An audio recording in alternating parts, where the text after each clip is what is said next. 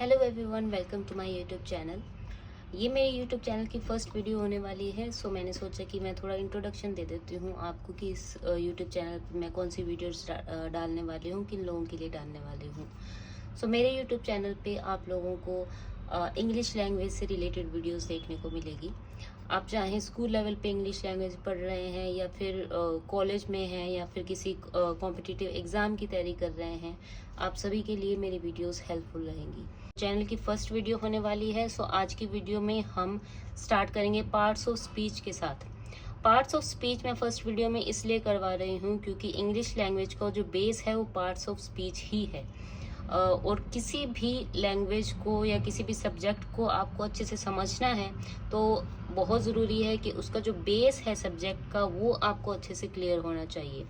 और parts of speech में जितने भी टॉपिक्स हैं ये सारे टॉपिक्स देखने में बहुत सिंपल लगते हैं, बहुत इजी लगते हैं, लेकिन अगर इनमें कोई भी कंफ्यूजन रह जाती है या कोई भी ऐसी चीज़ है जो आपको समझ नहीं आती तो आपको जो आगे चल के जो एडवांस क्वेश्चंस होते हैं इंग्लिश के वो सॉल्व करने में आपको प्रॉब्लम आ सकती है। लेकिन अगर ये कॉन्सेप्ट आपके बिल्कुल क्लियर है तो टफ से टफ क्वेश्चन भी सॉल्व करने में आपको प्रॉब्लम नहीं होगी। ओके, सो चलिए स्टार्ट करते हैं आज के हमारे टॉपिक के साथ, जो कि है parts of speech.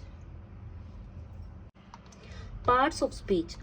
Parts of speech are the different categories or classes that words are grouped into based on their function in a sentence. Okay?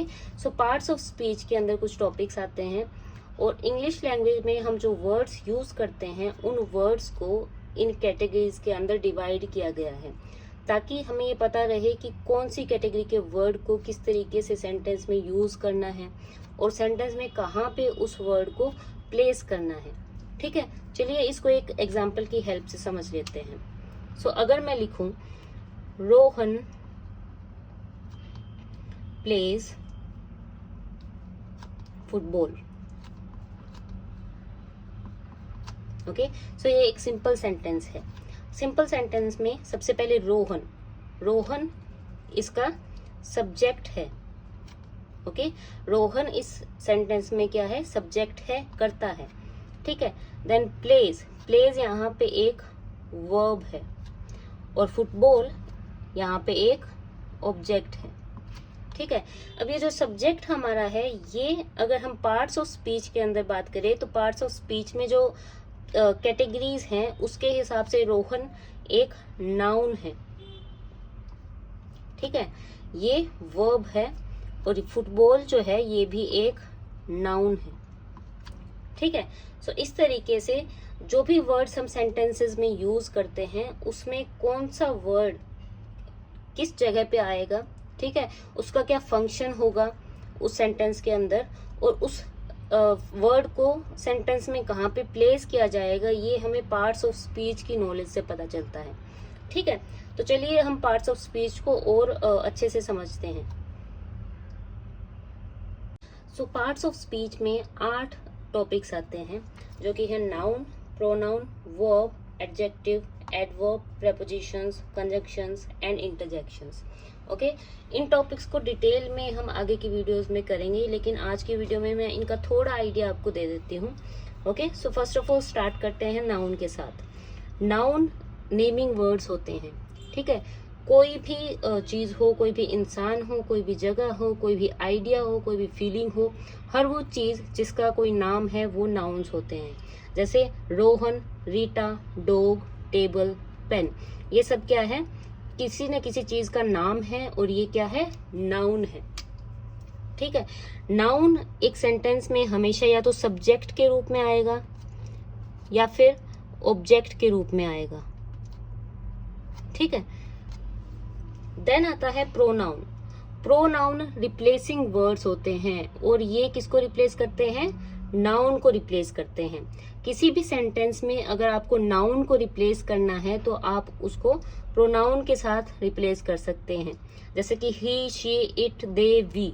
Okay, जैसे रोहन एक लड़का है तो लड़के के लिए हम ही यूज करते हैं। रीटा लड़की है तो लड़की के लिए शी यूज करते हैं। कोई भी एनिमल है या कोई भी थिंग है तो उसके लिए हम इट का यूज करते हैं। दे और वी प्लूरल्स के लिए यूज होता है। ठीक है, और क्योंकि प्रोनाउन नाउन को रिप्लेस करते हैं तो ये भी जो है सब्जेक्ट के रूप में या फिर ऑब्जेक्ट के रूप में सेंटेंस के अंदर आते हैं। तीसरा आता है वर्ब। वर्ब ऐसे वर्ड्स होते हैं जिससे हमें सेंटेंस में ये पता चलता है कि क्या काम हो रहा है। ठीक है, किसी भी काम के होने का जिससे जिन वर्ड्स से हमें पता चलता है उनको वर्ब कहते हैं, या फिर इनको एक्शन वर्ड्स भी कहते हैं। ठीक है, यूजुअली वर्ब जो है वो नाउन और प्रोनाउन के बीच में यूज होती है। ठीक है, जो सिंपल सेंटेंसेस होते हैं उनमें जो वर्ब है वो नाउन और प्रोनाउन के बीच में यूज होती है। ठीक है, उसके बाद आता है एडजेक्टिव। एडजेक्टिव डिस्क्राइबिंग वर्ड्स होते हैं।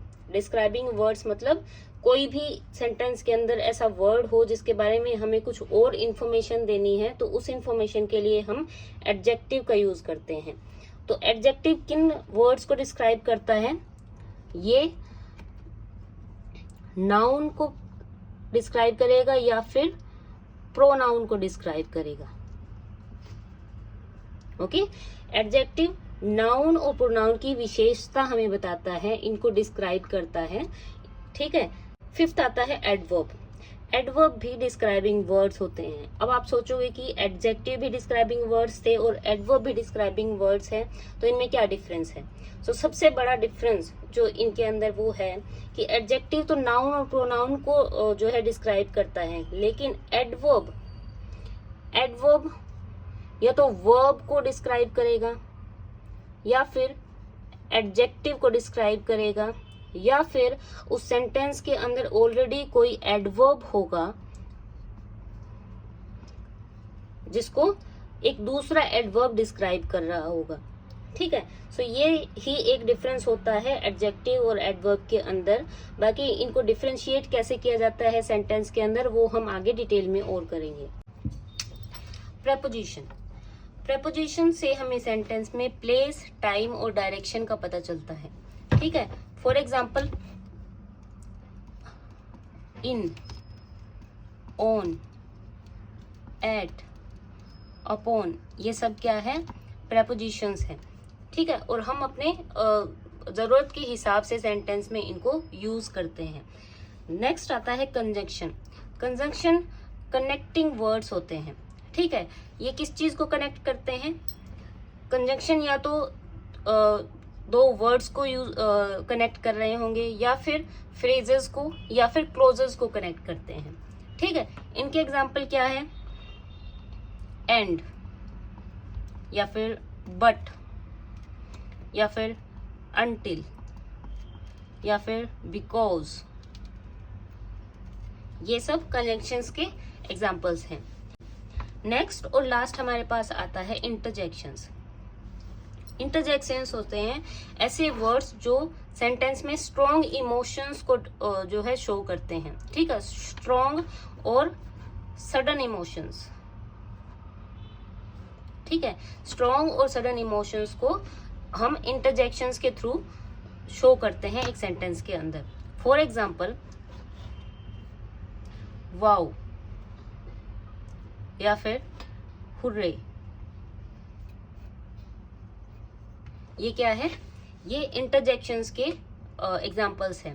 और मोस्टली आपको इंटरजेक्शंस के जो वर्ड, इंटरजेक्शंस जो होते हैं उनके आगे एक्सक्लेमेशन मार्क देखने को मिलता है इस तरीके से।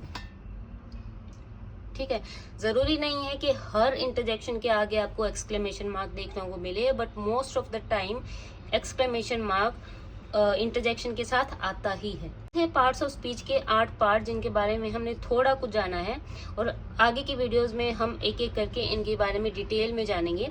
सो आई होप आपको ये वीडियो अच्छी लगी होगी। अगर अच्छी लगी हो तो मेरी वीडियो को लाइक करें, शेयर करें और मेरे चैनल को सब्सक्राइब करें। Thank you for watching.